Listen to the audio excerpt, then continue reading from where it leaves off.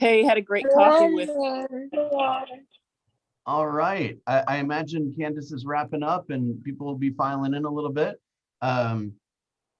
So a couple of quick things. We have in both the PC help group and the PC announcements page, we have both my link and Candace's link. Everything this, or Zoom link, I should say. Everything that is, with the exception of today's coffee session, everything will be on my link throughout the week. Next week, we'll make it a lot more clear in the week at a glance. We have what rooms will be, what events will be Candace's room and what events will be my room. Okay. Okay. All right. What did you guys talk about in the coffee? What did you learn? So I was on at the beginning and I was just continuing some discussions with Candace, and then we switched a little bit to first-time home buyers because I still want to do that, and I have that set up with my daughter. She's this week she was canvassing her friends to see when the best time of day it was for them, because I said probably in the evenings, and she said, well, if it's me, I want it to be a Friday night. And I'm thinking, I don't think your friends want it to be a Friday night, but I don't know for sure. So she was going to ask them, and I'm putting my script together and Candace is going to look it over. Are you talking about when to call people? No. I'm going to have a virtual Zoom room. So I have a Zoom subscription. Oh, nice. Okay. And so I'm going to have a Zoom room that people can join. Nice. Okay. And do like a first-time home buyer seminar, if you will? Yes. Love that. There's a number of people in the group that have done those. I know Ebony has done a couple, Donna has done a couple. If you're interested in reaching out to them, I'm sure they'd be happy to would love you to. about Thank you. What they've done right and what they've done wrong, and how they've spent money correctly and how they've spent money incorrectly, and kind of, make sure that you take advantage of the things they learned, and the things that they learned aren't particularly strategic. Absolutely. Awesome. Okay, who else has got some good news? I see Cassandra's here. Every time I talk to her, she's got a new file. She's been rocking it. Who else? Hey, Bill. Markia. Hey, Markia. So my clients I signed the buyer brokerage agreement with got approved for the exact amount that they wanted. So they're very excited and ready to move forward for the new construction. And my coworker, actually, him and his wife told me yesterday that they're ready to list their house and purchase another one. So boy, awesome. You and Cassandra, every time I talk to you, got something new going on. This is amazing. I'm so proud of you guys. You know what I want to say out loud is, sometimes I take my eye off of the WhatsApp for an hour or two, and like somebody asks a question and y'all just jump right in to help one another. And like, honestly, I'm more proud of that than just about anything, is you guys behaving like a team. I'm super excited to be a part of this. This is awesome. Okay. You sound like a proud dad. I feel like a proud dad. I really, really do. It's kind of like all the time I feel like a really proud dad, and every once in a while I feel like a super proud dad. So I'm really grateful for everything you guys are doing. All right, give me some more good news. One or two. I got one. Great, go ahead. Hey, oh, hold on. I gotta take this out. Okay, so I have my first. Sorry, I have my phone and my computer on. I had to turn off the volume. I have my first. It's a referral that's a closing today. So it'll be my first payout. So I'm excited for that. Right. Is that the one that you're working with the buyer with Carrie's place? No. This is I was just coming from contribution, trying to help some of my one of my son's friends' parents. Okay. They were looking for a home, but they already had a realtor, and they told me they were going to be looking at a house in my neighborhood. it was like an FYI, like, hey, heads up, we're looking at a home in your neighborhood. And, and I said, oh, okay, you're probably not going to like that one. So there's another one coming up on the market. Let me know if you want to see it. And so, and I showed them that one, and I, of course, talked with their realtor first. And she was a little further away from them, closer to me, or I'm closer to the people. So I ended up showing them several homes, and she said, you know what, you've been so helpful, I want to split my commission with you. By the way, that never happens. I was like, that is thank awesome. you, let's sign there right now before you change your mind. Wow. Sometimes I'm going to butcher the delivery of this, but it's about luck. Like, luck is so somebody might hear that and say, oh, you just got lucky. I would disagree with that. I would say you put yourself in the line of luck, right? You went out into the community, you surprised and delighted, you went a little beyond what most people would expect of a real estate agent. And as a result, you created an opportunity for yourself. So, man, that is awesome too. All right, we're on a roll. Anyone else got anything? I have more of a question, Bill. Okay. I think I posted this in the chat a week earlier, or maybe earlier this week, about backup offers. Yes. So I submitted a backup offer. I haven't heard from the agent. Should I start it? I already pinged him a few times, but I haven't heard back from him. So I guess I'm going to call him later. What should that conversation feel like, or what sound like?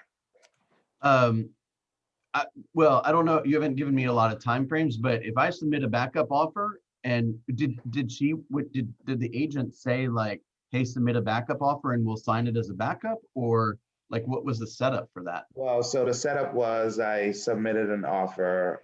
We lost the bid, and so I said, can I submit a backup offer? He said, absolutely, please do. So the next day I submitted the backup offer. So there's a lot of nuance going on there. So just because, like, let's presume for a second the other offer was better, right? That's why they signed with you. Right. So if I was a seller, I don't think I would sign the second best offer as the backup offer. I'd say, Charleston, you lost because you weren't attractive enough to us. So make it more attractive, and I'll consider going under contract as a backup offer. So what's probably happening is the agent is just so overwhelmed with all the workload of having a listing right now and sorting through all the stuff, and is just probably lacking some systems and maybe lacking some professionalism, or she's out there trying to drum up better offers before she decides to sign yours. Right. Okay. But so the conversation counter, right? Is simple. It's, hey, I submitted a backup offer. Is there anything? Do I need to do anything else? Are you guys considering my offer, or are you not considering my offer? Just help me understand where we're at right now. Right. Most of the time when we about due diligence, just saying about the due diligence period and seeing how it went to see if the backup offer is going to, be acceptable. Well, that's introducing a whole nother concept in, because I don't know that I would.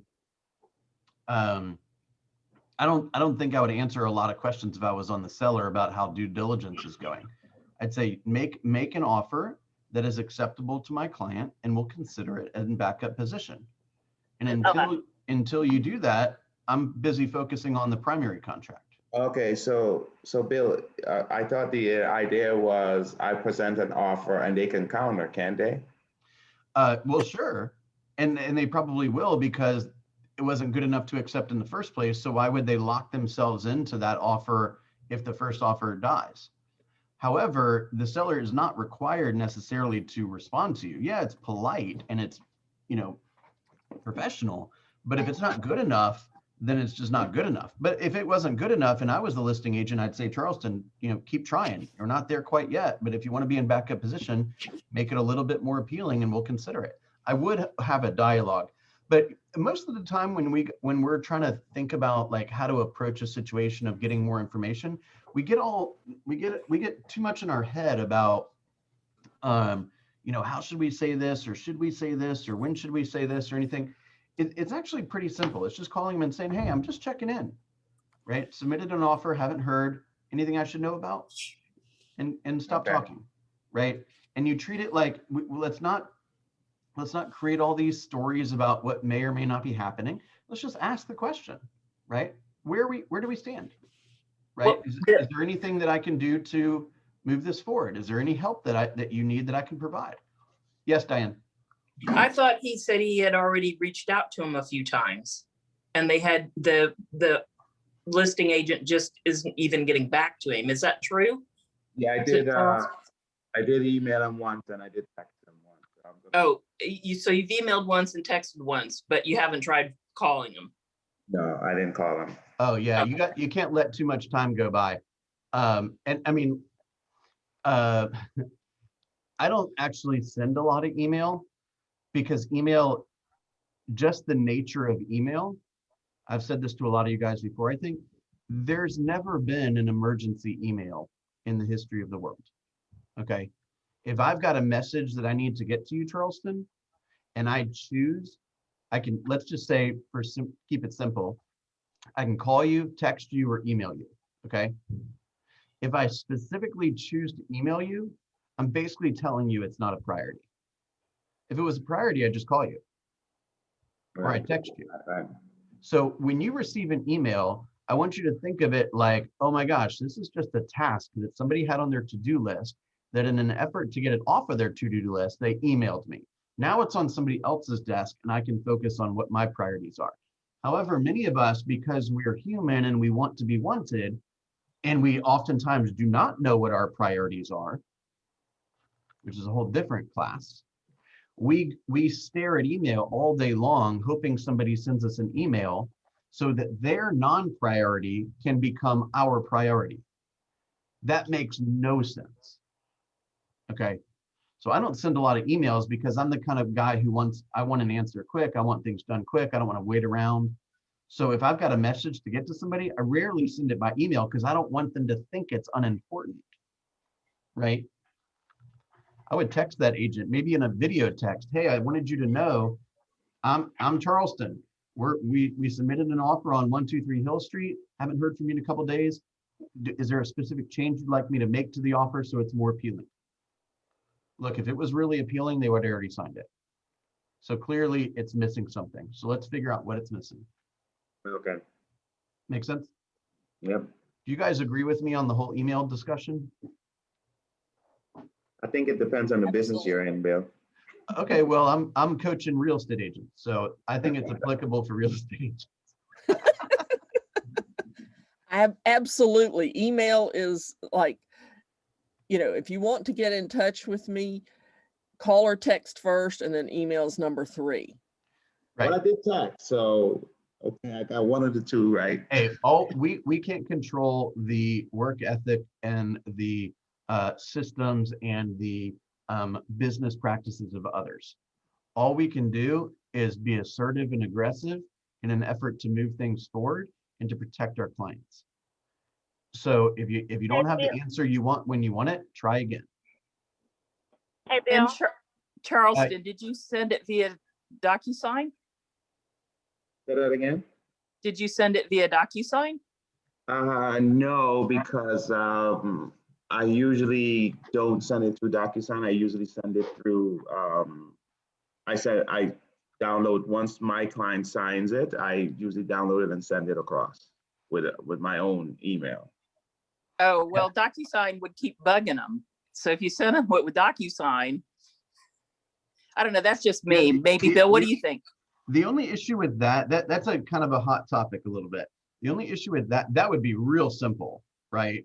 Is to put all the potential signers, right? The buyer, the buyer's agent, the seller, the seller's agent, on DocuSign, send it to everybody, and in order they sign the contract. Mm-hmm. The biggest dilemma with that is, number one, I would never, ever, ever share the contact information of my client with my co-op agent. It's none of their business. You want to speak to my client? I'm their representative. That's what I'm getting paid the big bucks to do. So I would be very careful and encourage you not to do that, and not even to ask. Right? Don't go to the seller and say, hey, we'll send me your client's contact information. I'll write it up in the contract and send it directly to them for their autograph. No. Whether you send it to the other agent through DocuSign, I don't think that matters so much. But ultimately, what's going to have to happen, even though this is a bit antiquated, is like Charleston suggested. He sends it through DocuSign to get his client to sign. Then he downloads it and emails it over to the other side, and they do whatever they do with it. They plug it into whatever their electronic signature system is. And I usually ask the other agent too if they want it through DocuSign. So, and most of them say no. So that's Okay. right, because they want to control that. They want to control it. Like, I don't want my client to receive an offer and be prompted to sign when I haven't even seen it myself. yeah. Because I want to make sure it's buttoned up before I say, hey, this is the summary of it. Do you have any questions? Do you want to make any changes? Here's how you sign, etc. Make sense? All right. Let's Bill, I had one Markia, question yeah. about.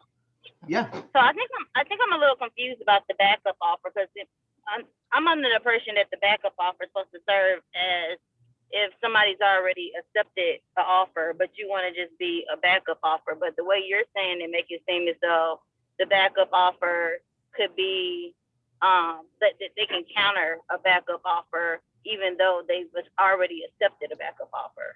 No, I'm no, just a little okay. confused. All right, you were right on until the last second. So basically, Okay. let's use an example.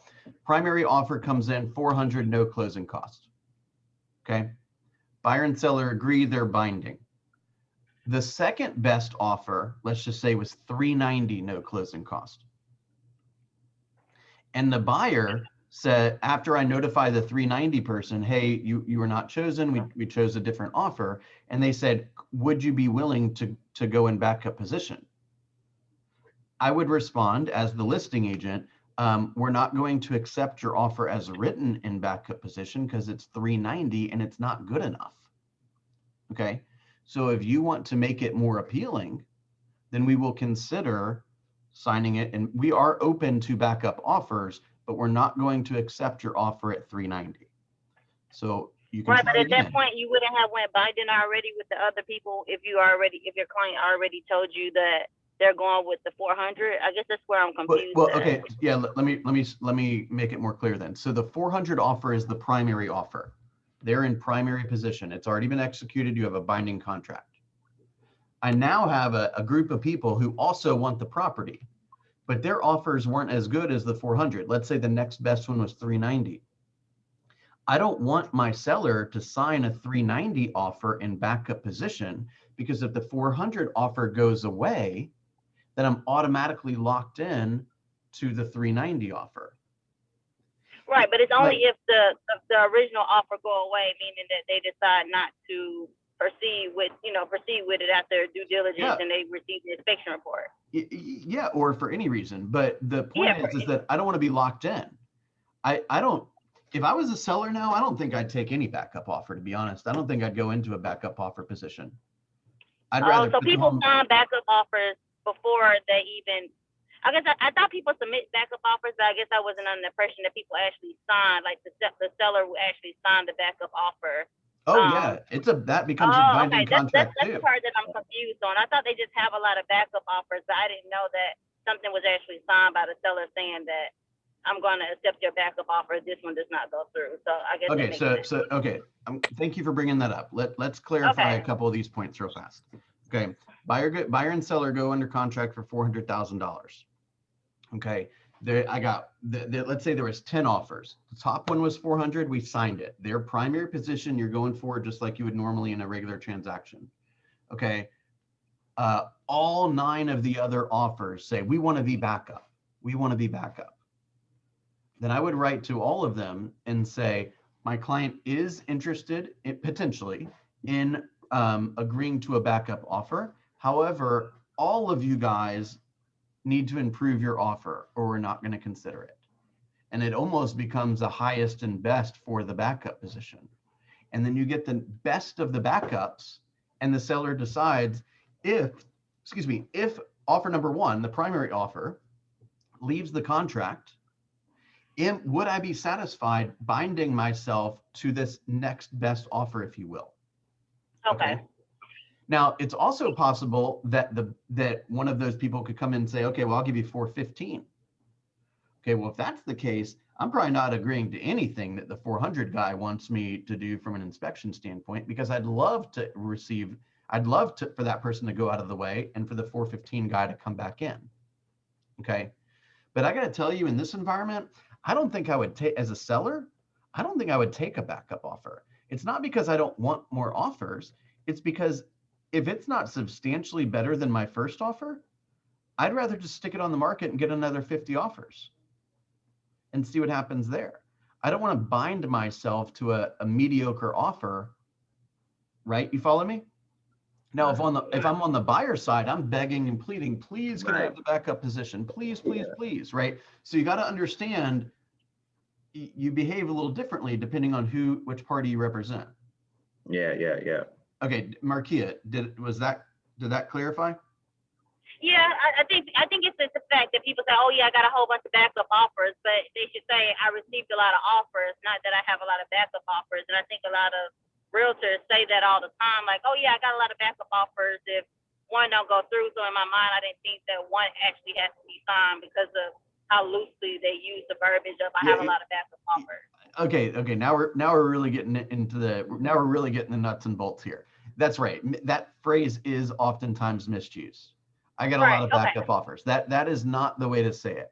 I have a lot of additional offers, and I have not signed any of them to officially be in the backup position. Or I got a lot of people that are interested, and we just executed a backup offer, right? Right, but no backup offer has been signed. So that's why I think I've been confused all the time. So that makes sense. Right. So in Charleston's situation, for example, we would go back and say, Charleston would say, hey, just out of curiosity, have you accepted a backup offer, or are you still considering accepting a backup offer?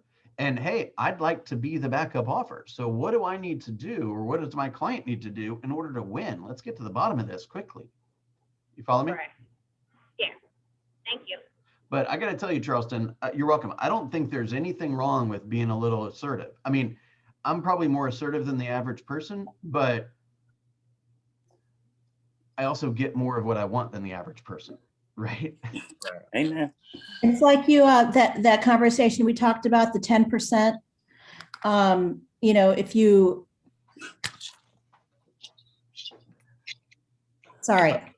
If you ask for what you want, you're more likely to get it. Right. If I ask for what I want, every once in a while, I'll surprise myself. If you don't ask for what you want, if you don't ask, you're not going to get it. You can always ask and be specific, and they can say no, or you can, try to find a way to fine tune what you want. So you don't ask, you don't get. Very well said. Yep. And by the way, some of these real estate agents are really powerful business people, right? Like, for example, let's say I'm in negotiations and I'm hearing Charleston say, I'm the listing agent. Charleston comes in and he's real assertive and he's doing a great job of protecting his client. He's asking great questions and he's being assertive. Be like, hey, that Charleston guy's pretty sharp. This other opportunity that I've got, and I'm looking for a business partner, I'm looking for help. Maybe Charleston's somebody I should speak to about this, right? So you're always on stage, right? People are always looking for talented people to make stuff happen. You follow what I'm saying? Yeah. If somebody gets put off by your assertiveness, then so what, right? And if a client is like, hey, you're a little aggressive, say, you've hired me to protect your biggest investment. Are you looking for somebody to lay down, or are you looking for somebody that's assertive? I'm just curious. Well, I'm looking for somebody that's assertive. Great. Here I am. What else do you want? I have one more addition to that. So the reason why I really wanted the backup offer is so that we're hoping that, because deals fall through all the time, right? How many times have you seen a house that was under contract and next thing 2 weeks later is back on the market, right? So And the way this market is for buying, it's really difficult to actually, with all the multiple offers and stuff like that, it's really difficult to win all the time. So it's a very low percentage. So I figured the backup offer would give me a way in to show my client that I'm actually fighting for their right to actually get a particular house that they love, so to speak. So even if it's not on it, Yeah, and in some respects it could be, it could work out perfectly, and in some respects it could be a false sense of achievement. And the truth of the matter is, it doesn't really matter. You just got to do what the client says. Hey, you want to go into backup position? This is what it's going to have to be. You want me to send over the paperwork now? Yeah. Right. Or, hey, you don't want to go through the trouble? No big deal. Let's find another home. Yeah. Right. You got to look for the problem and solve it quickly. Look for the problem, solve it quickly. Right. But this person needs to understand he is in a legally binding agreement that the clock will start ticking if and when he is notified or she is notified that that backup offer is now in primary position. So is there a way we can get out of the backup offer if they you just release yourself from it? You terminate it. No, what I mean is once they say, hey, you are now the primary. Yeah, now you have a due diligence period. Theoretically. Okay, yeah. So I did keep our due diligence period. Yeah. Okay. Yes, then you would have that right. But if you're going to go pursue another home and you go under contract, you need to get rid of that first deal. That's not appropriate. Yeah. Okay. Well, I'm probably not going to get to nearly as much as I wanted to talk about with respect to how to cap in 6 months. But talk to me a little. Who wants to tell me how to cap in 6 months? Who knows? Lead gen, I guess. Oh, come on. There's a model for it. We've made it very simple. Is What's it a the model? 3-2-1? Yes, ma'am. What does that mean? Hold 3, take 2, and close 1. That's right. And the 4 is set 4. Set 4. Okay. So set 4 per month. Set 4, hold 3, take 2, sell 1. We sell 1 a month, 12 units at an average sales price of $350, which is pretty much across the city what you're going to find. It's even higher in Roswell. Okay, you'll make your 120, and you'll pay all the people that need to be paid, and you'll be netting right around 100.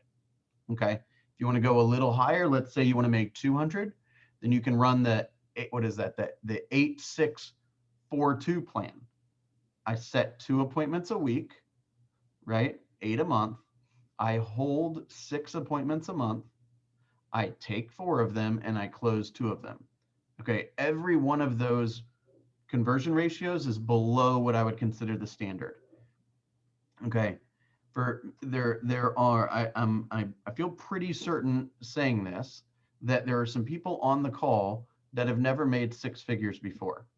If I were to say to you, hey, I got a possible opportunity for you, all you got to do is set 1 appointment a week. And I don't really care when you do it or when you work or what you wear or when you go to the bathroom or how much vacation you want to take or when your doctor's appointment is. I don't care about any of that. All you got to do is set 1 appointment a week, hold 3/4 of the appointments you set, 3 of them, right? Convert at what I would consider to be pretty standard, about 3/4 of the time. All you got to convert is at 2/3 of the time, and then sell half of them, which is substantially less than it should be. And you'll net 100 grand. Is there anybody on this call that would say no to that offer? Be honest. Is there anybody on this call that would say no to that offer? No. Okay. So guess what, guys? The only thing that you got to do in order to qualify for this job is to have a real estate license. And I do believe, let me double check, you all have real estate licenses. Okay. You also have to be with a broker. Oh, wait, you're already with a broker, right? So what's holding us back? Let me give you an example. So Charleston and I were on the phone earlier today. And I'm not going to say anything private, Charleston. Charleston did a calling session, I believe it was yesterday. He spent 2 hours on the phone. Okay. He made 170 dials. Okay. 170 dials. He had 20 contacts, which is pretty much about average. I'd say somewhere in the 10 to 15% of total straight up cold calls will answer the phone. So you had 20 contacts, which exceeds your daily goal. So fantastic job. Okay, out of the 20 people that he spoke to, he added 5 people to the database that were willing to speak with him in the future. And 3 of those 5 had a specific goal to buy or sell real estate within the next 12 months, one of which wanted to meet that night. Okay, so let's just say, for example, that the 3 people that Charleston added to his database, if they did exactly what they said they were going to do, would result in $30,000 worth of income. Our calculations say, according, you remember our pipeline, we said should be 3 times the size of the number of homes you want to sell, right? So if you want to sell 20 homes, you should have a pipeline of 60. So Charleston stuck 3 people into his pipeline yesterday in 2 hours. And let's just say that converts what we would expect it to convert at, and that turns into 1 closing. So Charleston just traded 2 hours for $10,000. Is there anybody that would not take that job? Anybody? That's an even better job offer than the first one.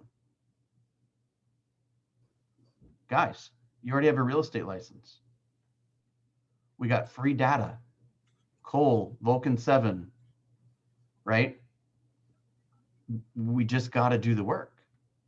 Like Corey said, if you ask the question, every once in a while, they'll say yes. Hey, Charleston, what script did you use? What were you calling about? He might have stepped away. I think he was just doing circle dialing for a buyer prospect, he had a buyer and he was looking for somebody that had a home to sell, or somebody that knew of a home to sell, knew of somebody who had a home to sell. Okay. I'm just gonna challenge you. That's why we did what we did yesterday, although admittingly it did not have as much structure as I probably could have made it. But if you just do a tiny bit more than you're used to doing, if you're used to making 1 call, why don't you make 2 today? If you're used to making 15, why don't you make 16 today, right? Actually, the guy that wanted to meet with him at night was the very last call he had. Okay. He called from 1:30 to 3:30. That guy picked up at 3:25. Okay. So does everyone see how clear the connection is? Okay. So my question to you guys is, well, let me back up. If I was watching Charleston during that 2-hour session, I would have been like, man, that dude is a high-powered real estate agent, right? So let me ask you, if I were to watch you today, will you be looking like a high-powered real estate agent? Are you going to be going to your database and finding people that need stuff and fixing their problems? Are you going to approach somebody you're not familiar with today? Are you going to look for an out-of-state referral source, right? Are you going to reconnect with your old friend from an old job or college or whatever, right? Guys, every single person you see out there lives somewhere, okay? And 10% of them are going to move this year. Does that make sense? All right, give me one aha and then we'll close it out.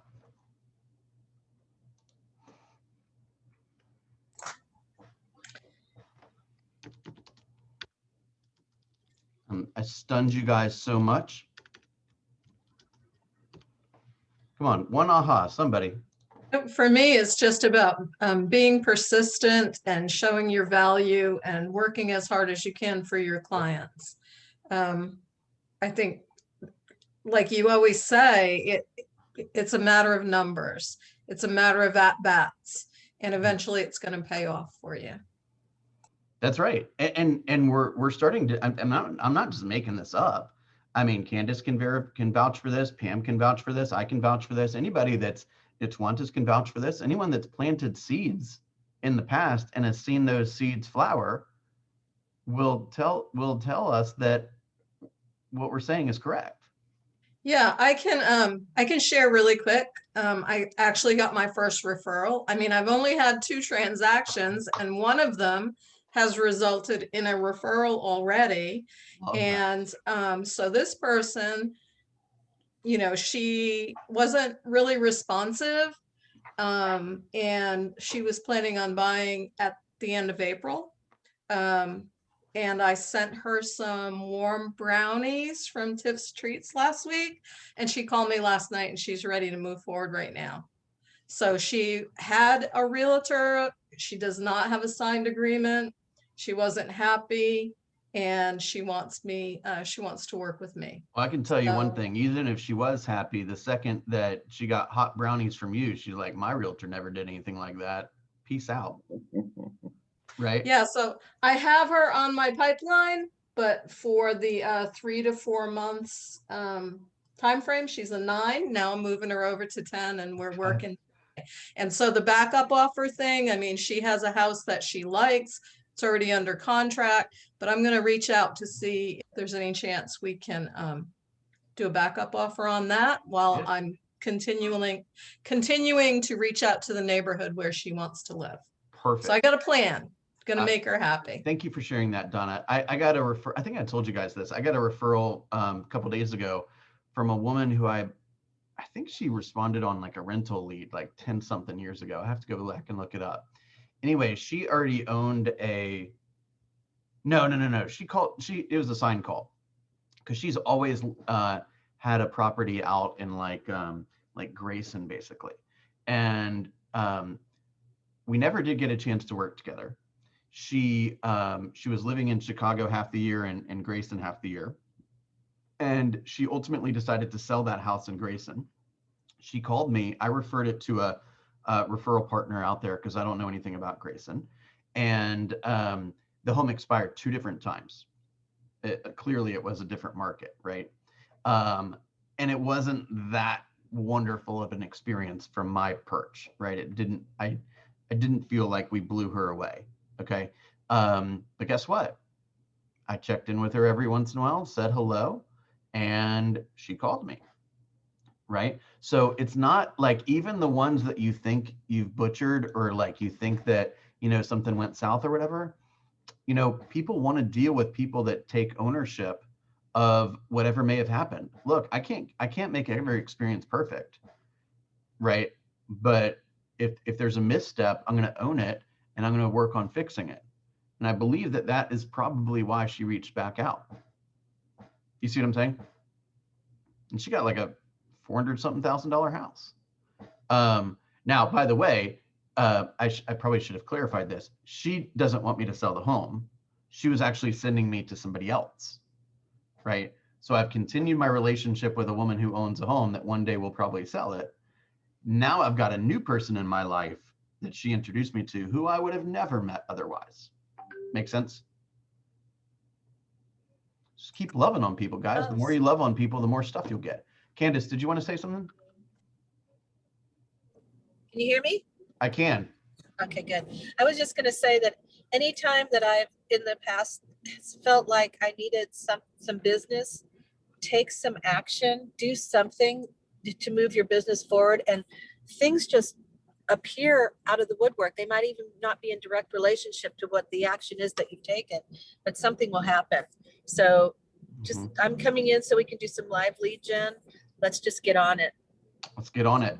I totally forgot to show the motivational minute today. We'll jump right back into that tomorrow morning. Okay. There's also a class that I have taught in the past. I'm going to post a video for it here in just a couple minutes.